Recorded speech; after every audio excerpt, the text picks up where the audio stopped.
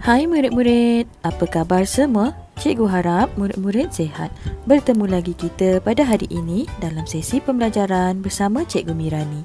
Hari ini kita akan belajar satu lagi tajuk baharu iaitu Menaiki Komuter. Buku teks Bahasa Melayu, muka surat 132. Mari kita lihat standard pembelajaran pada hari ini. Standard pembelajaran pada hari ini ialah 5.3.1 memahami dan mengenal pasti jenis ayat mengikut konteks 3 Roman ayat perintah. Seterusnya, kita lihat objektif pembelajaran pada hari ini. Pada akhir pembelajaran, murid akan dapat 1. Mengetahui maksud ayat perintah. 2. Membina ayat perintah. Mari kita kenali dahulu apakah maksud ayat perintah dan contohnya. Ayat perintah ialah ayat yang diucapkan dengan tujuan untuk menimbulkan sesuatu tindakan. Contoh, jangan bangun lewat. Sila beratur.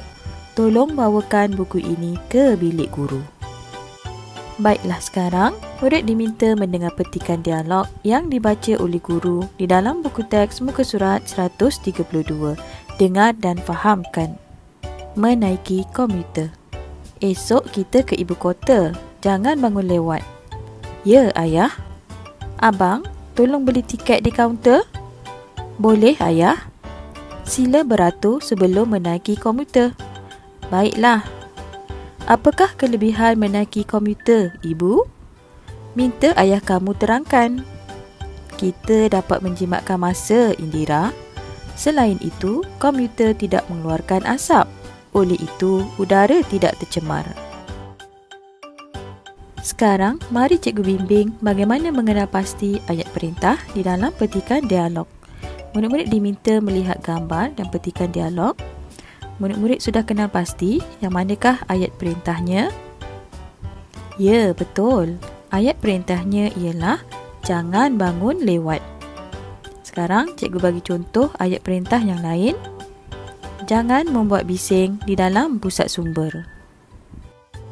Seterusnya, di dalam gambar ini pula, ayat perintahnya ialah tolong beli tiket di kaunter. Contoh ayat perintah yang lain, tolong belikan ibu kuih kari puff. Ayat perintah di dalam gambar ini pula ialah sila beratur sebelum menaiki komuter. Contoh ayat perintah yang lain, sila beratur dengan lurus. Murid-murid sudah kenal pasti ayat perintah di dalam gambar ini? Ya, betul. Ayat perintahnya ialah minta ayah kamu terangkan. Contoh ayat perintah yang lain, minta ayah kamu tanda tangan borang kebenaran ini.